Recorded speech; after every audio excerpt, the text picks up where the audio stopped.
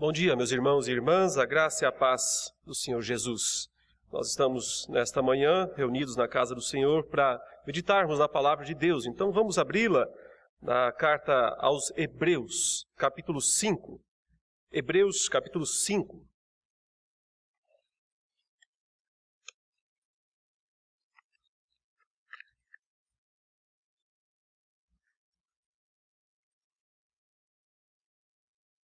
Vamos ler do versículo 7, Hebreus capítulo 5, a partir do versículo 7, nós vamos ler até o capítulo 6, versículo 11. A palavra de Deus diz assim: Ele, Jesus, nos dias da sua carne, tendo oferecido com forte clamor e lágrimas, orações e súplicas a quem o podia livrar da morte, e tendo sido ouvido por causa da sua piedade, embora sendo filho, aprendeu a obediência pelas coisas que sofreu, e tendo sido aperfeiçoado, tornou-se o autor da salvação eterna para todos os que lhe obedecem. Tendo sido nomeado por Deus sumo sacerdote, segundo a ordem de Melquisedeque. A esse respeito, temos muitas coisas que dizer e difíceis de explicar, porquanto vos tendes tornado tardios em ouvir. Pois, com efeito, quando devias ser mestres, atendendo ao tempo decorrido, tendes novamente necessidade de alguém que vos ensine de novo quais são os princípios elementares dos oráculos de Deus. Assim vos tornastes como necessitados de leite e não de alimento sólido. Ora, todo aquele que se alimenta de leite é inexperiente na palavra da justiça, porque é criança. Mas o alimento sólido é para os adultos, para aqueles que, pela prática, têm as suas faculdades exercidas para discernir não somente o bem, mas também o mal. Por isso, pondo de parte os princípios elementares da doutrina de Cristo, deixemo-nos levar para o que é perfeito, não lançando de novo a base do arrependimento de obras mortas e da fé em Deus, o ensino de batismos e da imposição de mãos, da ressurreição dos mortos e do juízo eterno. Isso faremos se Deus permitir.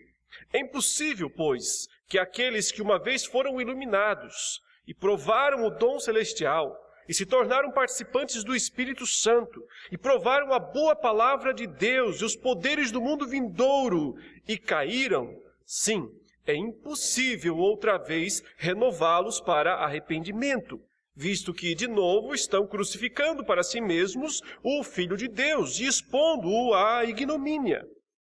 Porque a terra que absorve a chuva, que frequentemente cai sobre ela e produz erva útil para aqueles por quem é também cultivada, recebe bênção da parte de Deus. Mas, se produz espinhos e abrolhos, é rejeitada e perto está da maldição, e o seu fim é ser queimada.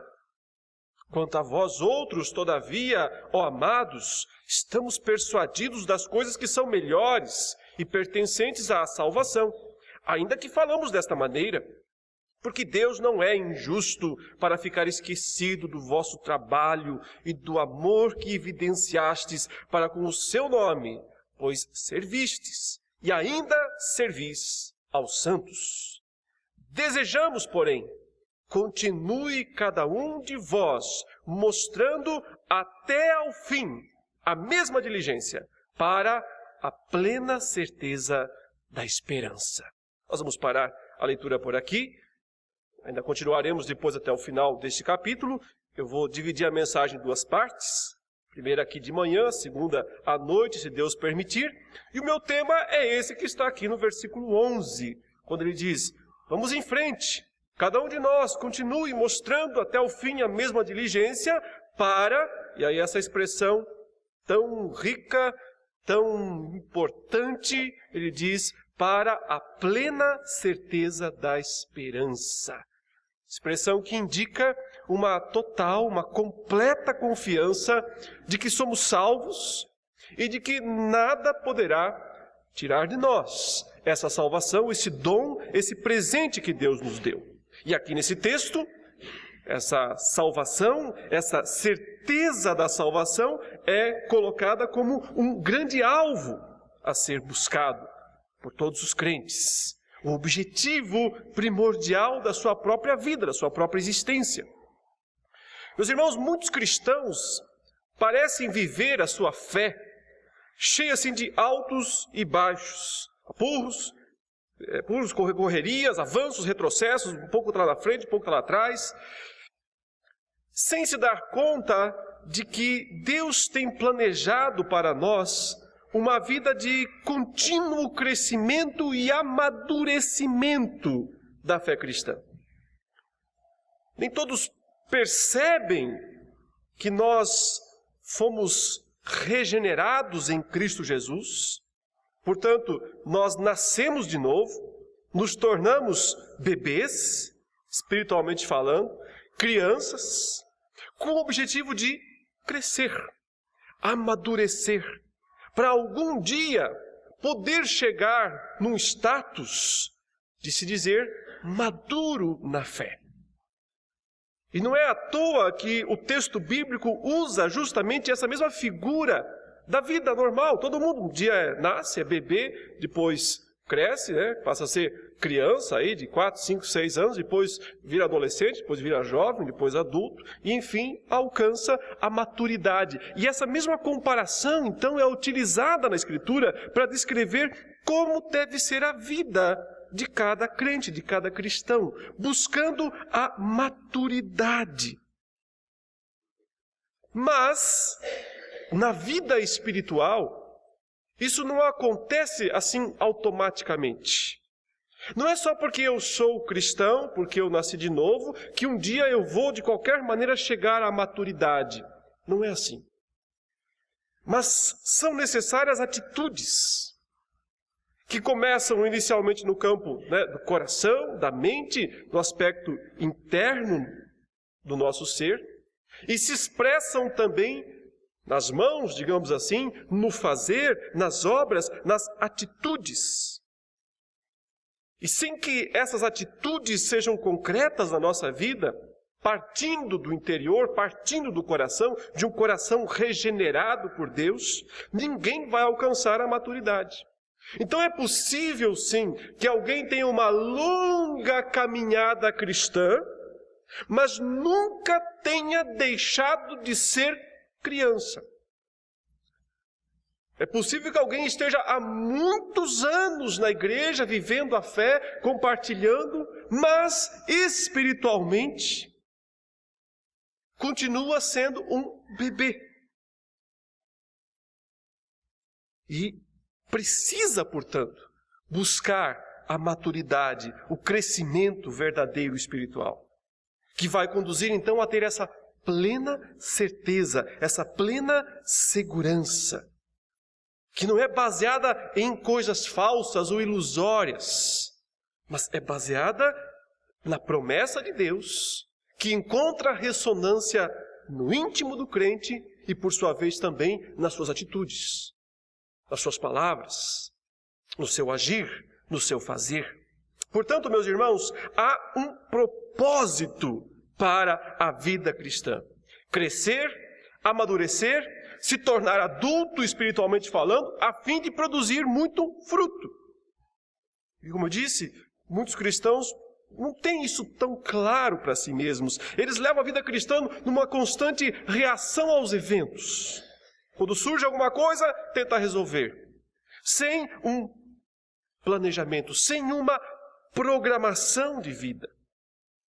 Muitas vezes se assemelham a artistas de circo, andando sobre a corda bamba, fazendo malabarismos com os elementos para poder arrancar aplausos dos outros, ou às vezes até risada serve.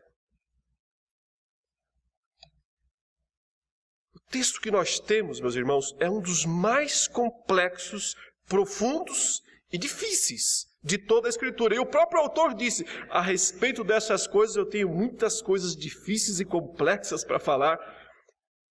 E a razão é porque ele disse: vocês se tornaram tardios em ouvir. Agora, eu tenho para mim que a dificuldade de passagens como essa não é tanto por uma questão intelectual. Não é que nós não temos inteligência suficiente para compreender estas coisas. Não é esse o ponto. Até porque, se nós temos o Espírito Espírito de Deus, como Paulo escreve aos Coríntios, então nós temos a mente de Cristo. Então nós podemos compreender o que ele está dizendo, mas a questão aqui é justamente a demora. Uma certa recusa da nossa parte. Tem mais a ver com a dureza do nosso próprio coração do que com, pura e simplesmente, limitação mental ou limitação intelectual. Porque nós nos contentamos muitas vezes com essa vida cristã que não tem razão de ser. Não vem de lugar nenhum, não vai para lugar nenhum. É apenas uma constante reação aos eventos cotidianos. A gente se contenta demais com esse estilo de ser crente. Se contenta demais com os níveis de certeza que nós já alcançamos. E não paramos para pensar que há muito mais de Deus proposto para nós. Para poder chegar nessa plena certeza. 2 temas aqui são altamente complexos na passagem, nós vamos tratar deles. Um deles é aquele que muitos confundem com perda de salvação, quando ele menciona, é impossível que aqueles que uma vez foram iluminados, provaram, tal, etc., e caíram, ele diz, não podem mais ser renovados para arrependimento. Muitos confundem pensando que está explicando um caso de perda da salvação, e não é esse o ponto, como nós veremos, se Deus permitir. O outro é justamente o oposto desse, porque ele menciona a ideia da plena certeza, ou da plena segurança. E aí os nossos irmãos do passado, especialmente os puritanos, eles criam, e eles expressam isso inclusive na Confissão de Fé do Westminster, eles criam que todos os crentes podem ter certeza da sua salvação. Mas essa certeza não é igual, ou seja, ela pode ser mais firme ou menos firme, dependendo do momento, dependendo da situação da vida da própria pessoa. Mas eles entendiam que era possível alcançar em vida uma plena segurança, uma plena certeza da salvação. E isso significava maturidade espiritual, uma certeza inabalável, que libertava o crente dos temores deste mundo, ou das garras deste mundo também, para praticamente viver aqui, um céu na terra. Mas não um céu na terra porque não tem mais problema, porque não tem mais luta, porque não tem mais sofrimento. Não, não por isso. Mas um céu na terra porque não tem mais dúvida. Porque não tem mais qualquer nível de incerteza, de insegurança. É isso que nós estamos chamando aqui de plena certeza. A bênção da plena certeza. Ela é possível para todos os crentes. E representa um estado de maturidade. Mas como se chega lá? Como se chega a esse estágio de plena segurança, de plena certeza, de viver um céu aqui na terra? Não por ausência de problemas, não por ausência de lutas, mas por ausência de dúvidas. Por total confiança na palavra, na promessa de Deus. Como que se chega nisso? Então eu entendo que essa passagem, os capítulos 5 e 6, principalmente, o livro como um todo tem essa função, mas especialmente aqui, nos capítulos 5 e 6, nós encontramos 5 ensinamentos para nós, que são como que degraus, não por níveis de importância, mas porque tem que ser seguidos todos eles, que nos conduzem a uma vida de plena certeza, de plena segurança, à maturidade cristã. Se nós entendermos o ensinamento dessa passagem, desses 2 capítulos, se nós crermos no que eles falam para nós e se nós seguirmos, se nós praticarmos estas coisas. Então, meus irmãos, esse é o assunto do autor aos Hebreus nessa passagem. Ele vai nos mostrar como que se chega a essa plena certeza, a viver esse céu aqui na terra em termos de ausência de dúvidas. No capítulo 5, ele, desde o começo, estava falando sobre a pessoa de Jesus e o quanto Jesus é superior a todas as formas anteriores de revelação e de redenção. Aliás, esse é o tema do livro inteiro. Ele destaca a pessoa de Jesus acima de todas as sombras do Antigo Testamento. Ele vai dizer, Jesus é a melhor, mais completa revelação de Deus. Jesus é superior a todas as outras formas anteriores de revelação. Jesus é superior aos anjos, é superior aos sacerdotes, é superior a Moisés, é superior ao templo, é superior às ordenações sacerdotais, ele é superior a todas as formas de revelação e de redenção que foram reveladas, que foram propostas por Deus no Antigo Testamento. Então, a grandeza da pessoa de Cristo. Esse é o destaque total do livro de Hebreus. E especificamente, ele estava respondendo uma dúvida dos crentes, provavelmente oriundos da tradição judaica, sobre o fato de Jesus não ser descendente de Levi. E se ele não era descendente de Levi, então ele não poderia ser sacerdote, muito menos sumo sacerdote. Mas isso é dito de Cristo, que ele é o sumo sacerdote. Como ele pode ser o sumo sacerdote se ele não é descendente natural de Levi? Mas como todos sabem, ele é descendente de Judá. Portanto, tem direito ao reino, mas não teria direito ao sacerdócio. No entanto, o autor explica dizendo que ele é, sim, sacerdote por uma ordem superior à de Levi, que é justamente a ordem de Melquisedeque. Portanto, ele é superior a todas as formas de revelação e de redenção propostas, desenvolvidas no Antigo Testamento. Inclusive, ele tem um sacerdócio superior do que os sacerdotes levitas, porque ele é sacerdote segundo a ordem de Melquisedeque.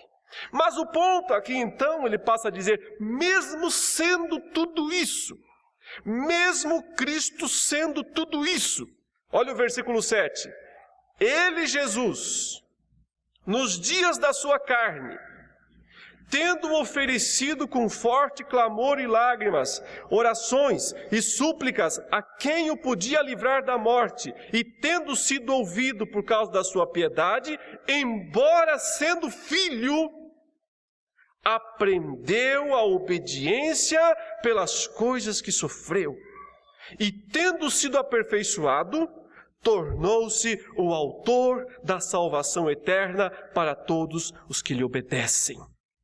Mesmo sendo filho, aprendeu a obediência pelas coisas que sofreu. Meus irmãos, o caminho da maturidade cristã para chegar à plena certeza, à plena segurança, passa, antes de tudo, por seguir o exemplo de Cristo. Por seguir o que Cristo mesmo fez. Ele é o grande exemplo. E qual é o ponto aqui que o autor destaca da pessoa de Cristo? Que mesmo ele tendo todo o status, toda a superioridade, mesmo ele sendo superior a todas as formas de revelação e de redenção do Antigo Testamento, mesmo ele sendo o Filho de Deus em carne, ele aprendeu a obedecer através do sofrimento. Aprendeu a agradar a Deus, a obedecer a Deus, em meio a todo o sofrimento que ele passou. Ele menciona aqui o pedido de Cristo para ser livrado da morte. Provavelmente isso tem um duplo sentido, porque um sentido, é claro, é aquele em que Cristo pede ao Pai, se possível, passa de mim esse cálice. Mas em seguida complementa, não seja contudo feito como eu quero, mas sim como tu queres, submetendo-se. Mas também, quando ele diz aqui que ele foi atendido, então, provavelmente o sentido seja de que ele foi livrado, resgatado da morte, ressuscitado, vencendo a morte. Mas a vitória, portanto, de Cristo sobre a morte, não é a vitória de evitar a morte, mas de vencê-la pela própria ressurreição. O assunto, portanto, é obediência no sofrimento. É continuar obedecendo a Deus, sendo fiel a Deus, mesmo quando se está debaixo de provação, mesmo quando se está debaixo de situações adversas, e até mesmo quando parece que Deus não ouve o que nós pedimos. Até mesmo quando Deus não atende, não concede. Porque do caminho para a cruz, Deus não livrou Cristo. Passa de mim esse cálice. Não, beba o cálice. Do caminho para a cruz, Deus não livrou Cristo. Ele teve que ir à cruz. Mas Deus o livrou das garras da morte. Tendo ele então triunfado, não deixado a alma de Cristo na morte, como Davi profetizou e como Pedro interpretou. Vencendo a morte pela morte, na morte, através da morte. O exemplo de Cristo tem que ser seguido se nós quisermos alcançar a maturidade espiritual, a plena certeza.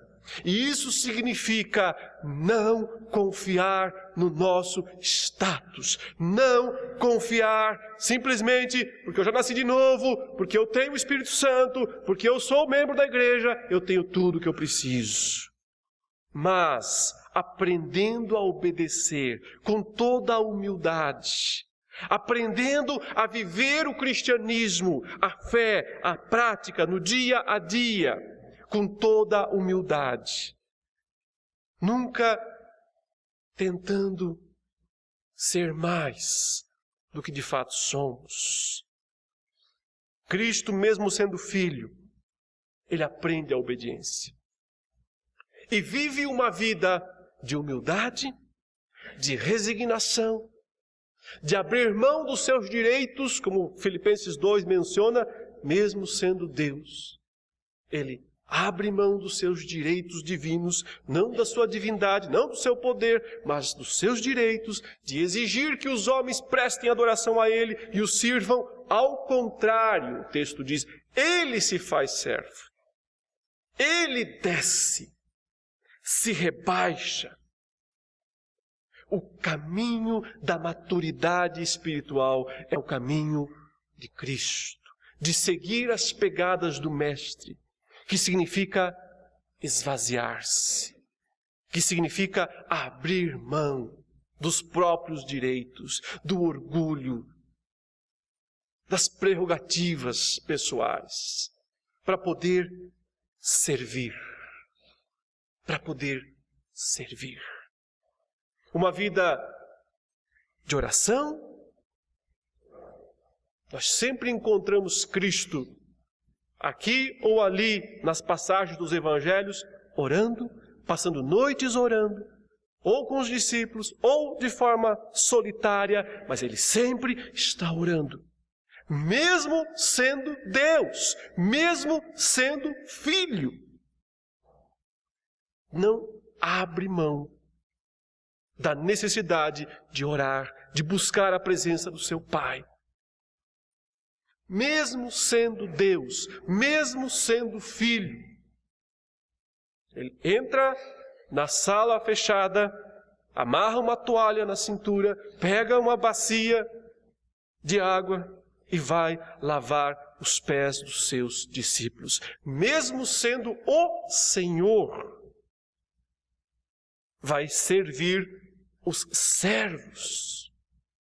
O caminho da maturidade espiritual, o caminho do verdadeiro crescimento, passa por seguir o exemplo de Cristo.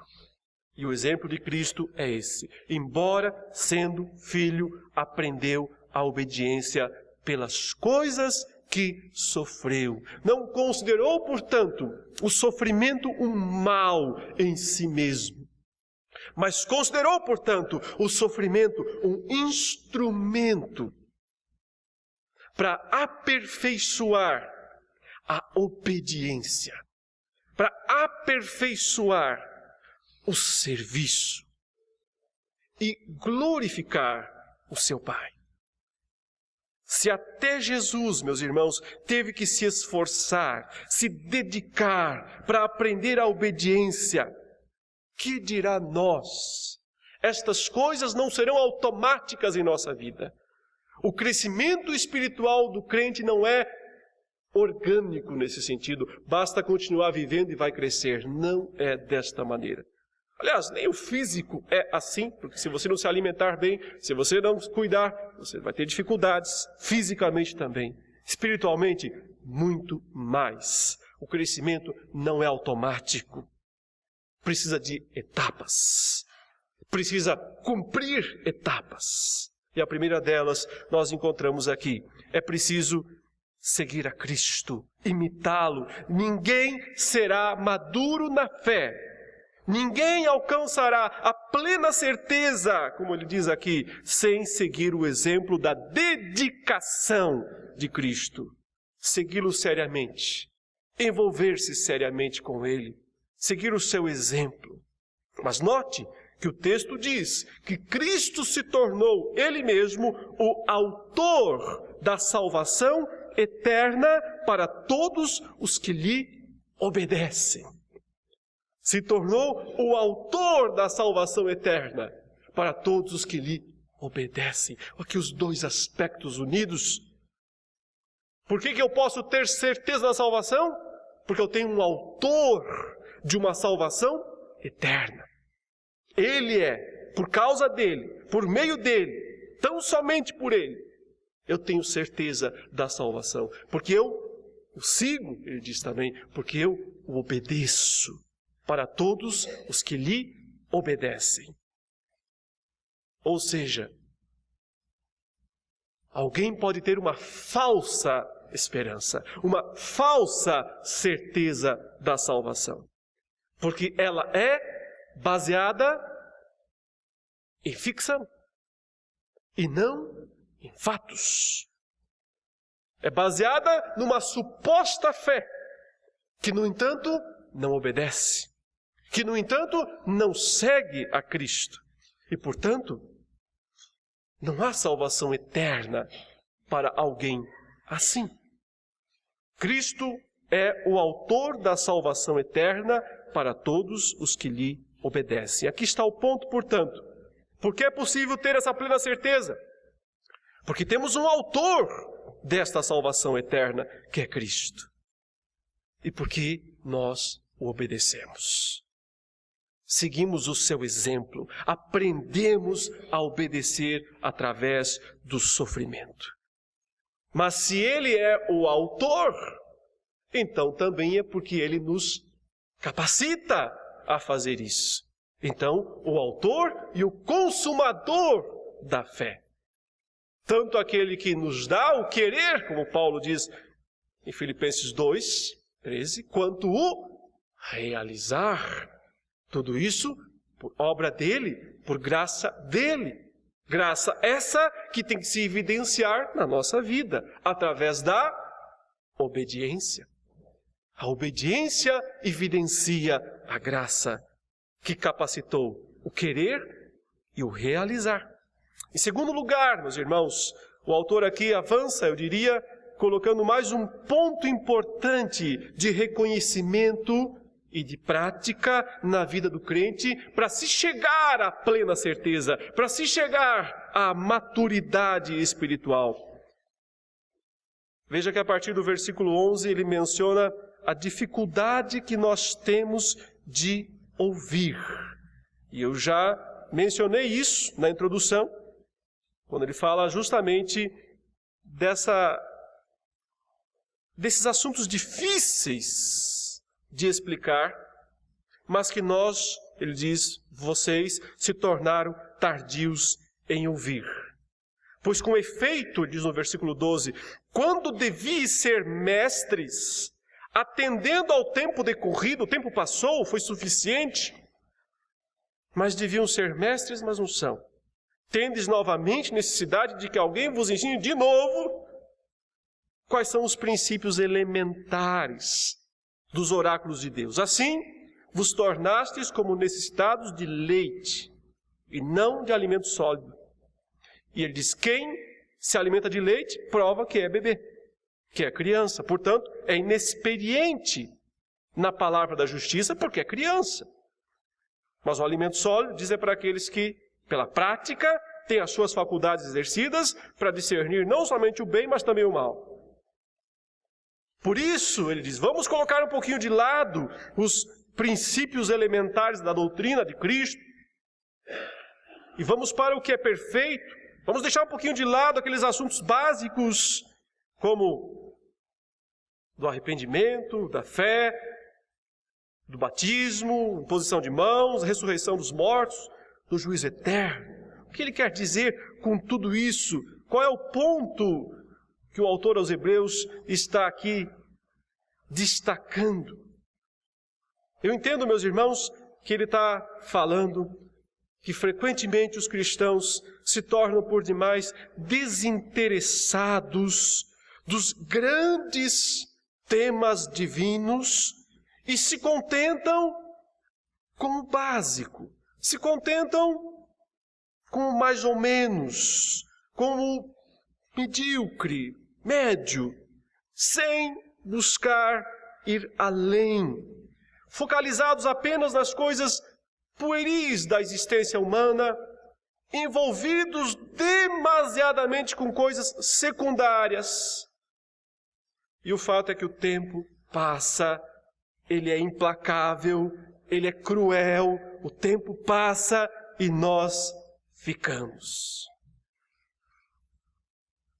Você já encontrou alguém, depois de muitos anos, talvez você conhecia essa pessoa lá 20 anos atrás, talvez vocês eram crianças juntos, e aí passa uma década, 2 décadas, 3 décadas, você encontra essa pessoa outra vez, e você se assusta, se surpreende, porque essa pessoa começa a relatar que fez já tanta coisa na vida, está tão à frente. E você, poxa, mas lá atrás eu era mais esperto que ela, eu era mais velho, eu estava na frente, e agora essa pessoa me ultrapassou, está lá na frente em tudo, e eu estou aqui atrás. Você já teve essa experiência? Acho que todo mundo já teve essa experiência algum dia, em algum momento. Aí você fica pensando assim, mas qual foi o problema? Será que eu não tive oportunidades? Será que eu não tive condições? A verdade, meus irmãos, é que normalmente não é falta de opção. É porque nós paramos no tempo mesmo. É porque nos contentamos com o básico. Gastamos tempo demais com coisas secundárias. Rodeamos coisas desnecessárias. E o tempo é implacável. Ele simplesmente passa. E nós ficamos. O que é isso senão um atrofiamento? Um atrofiamento espiritual. É isso que o autor está destacando aqui. O perigo, o risco de um atrofiamento espiritual. O tempo passou, você já tem idade de adulto, você já tem corpo de adulto, mas no fundo não tem. Porque espiritualmente você ainda é bebê, ainda é criança. Porém, graças a Deus, na vida espiritual nunca é tarde. Nunca é. Às vezes nem na vida física mesmo, né? Tem tanta gente recomeçando a vida aí com 60, 70, voltando a estudar, se dedicando, indo adiante. Até mais é um pouco mais difícil. Mas na vida espiritual, não. É possível começar do zero, mesmo já tendo uma longa idade, um longo percurso. Mas é preciso reconhecer isso.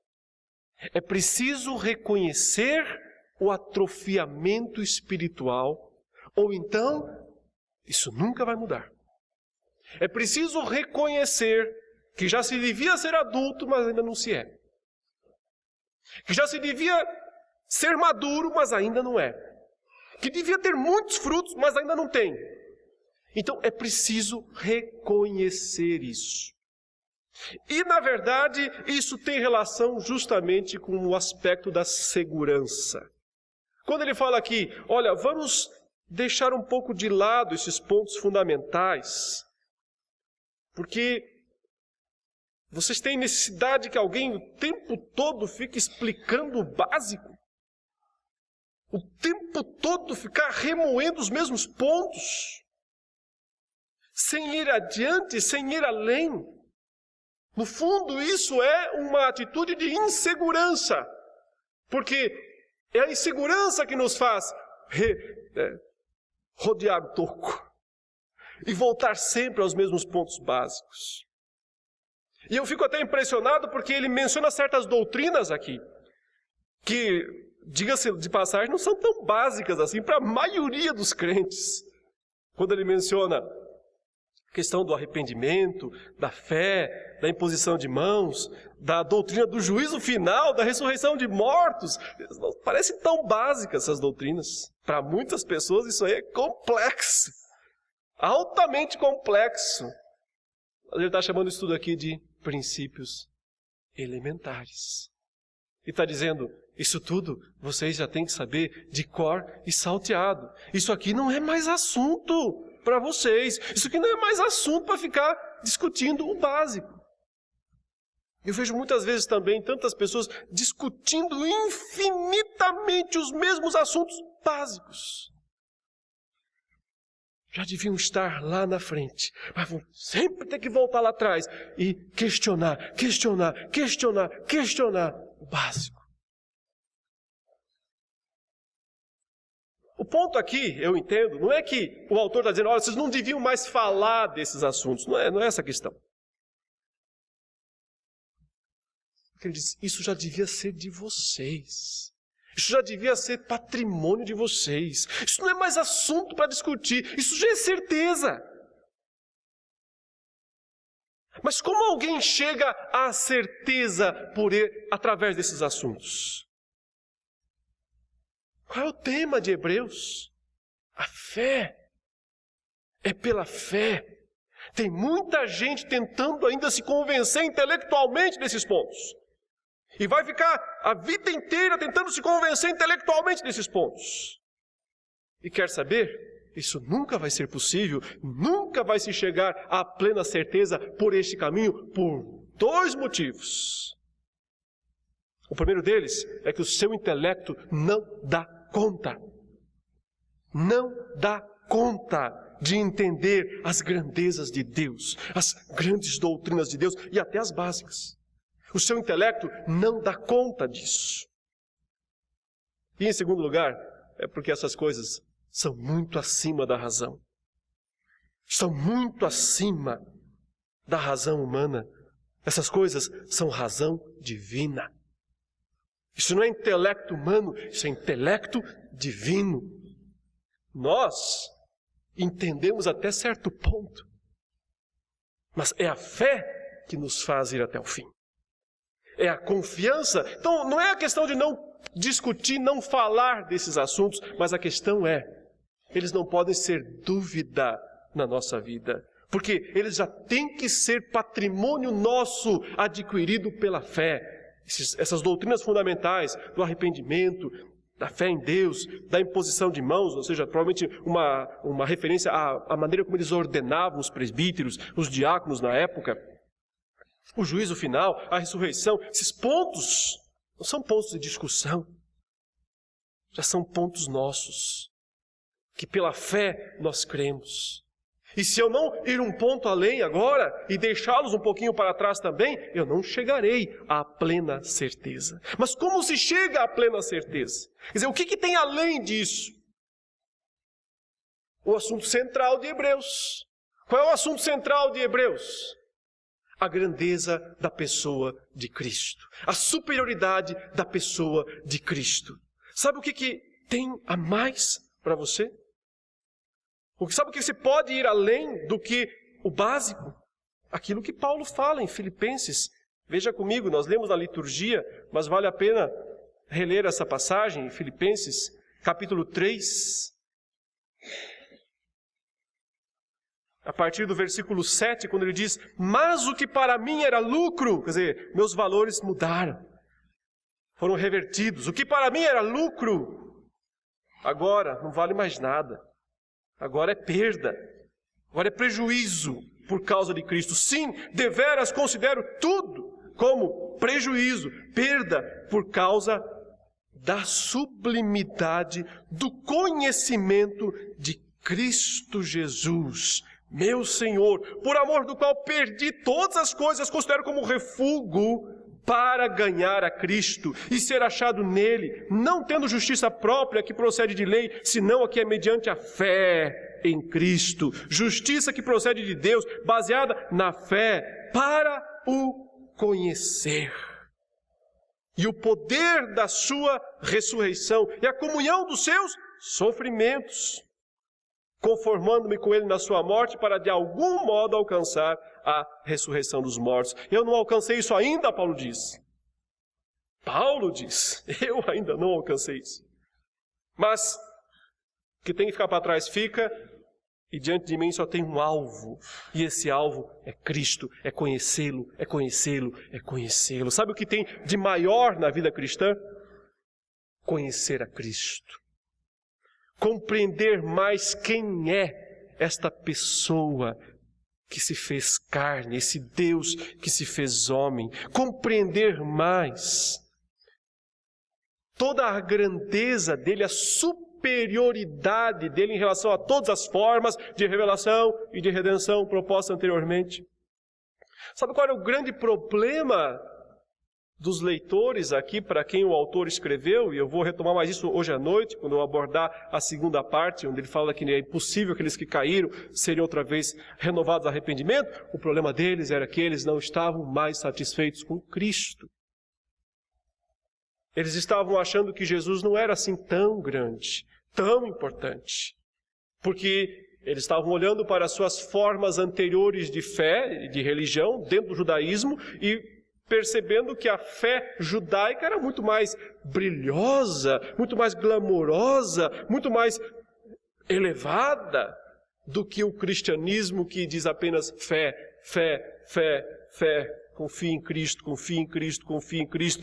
Não, isso é muito pouco. E para que serve Hebreus? Para dizer, vocês não entenderam nada. Não tem nada maior do que Cristo. Não tem nada mais importante, mais profundo, mais misterioso, mais grandioso do que conhecer a Cristo. Aqui estão os degraus para se chegar à plena certeza.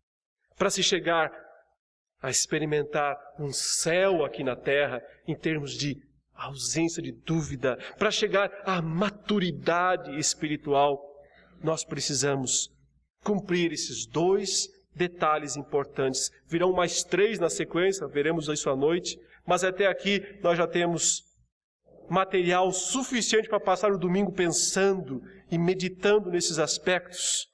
Para alcançar essa plena certeza, meus irmãos, o exemplo de Cristo tem que ser seguido, obedecer através do sofrimento. Cristo não perdeu tempo. A vida dele foi breve, 30 e poucos anos. Mas ele foi um homem pleno. Foi um ótimo carpinteiro. Ou seja, um homem que se envolveu em todas as áreas da sua vida. Foi um homem da família, cuidou da sua família, cuidou da sua mãe. Foi um homem de amigos, fiel aos seus amigos.